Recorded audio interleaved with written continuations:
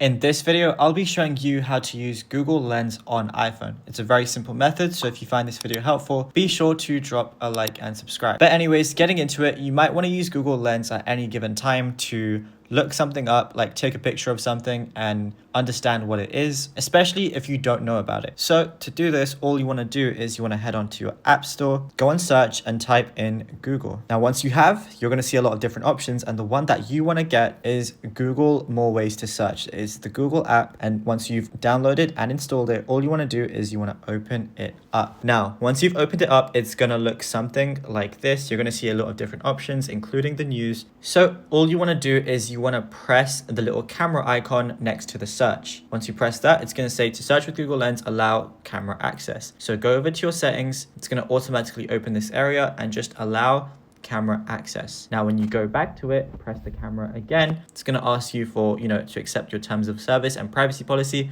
Press continue, and then you can take a picture of whatever you want. So you're going to see the little edges on the screen, and that's where you want your focus to be. So let's say I want to search up this PS5 controller. I just search it up right there. It's going to capture it in the frame, and it's going to generate my results. So this image shows a Sony PlayStation DualSense wireless controller in white. And then it gives you examples. It shows you where you can buy it as well, which is obviously a really neat feature. What you can also do is you can press on the bottom left next to the magnifying glass, and from here you're actually going to be able to import your images and your files so that Google Lens can search them as well.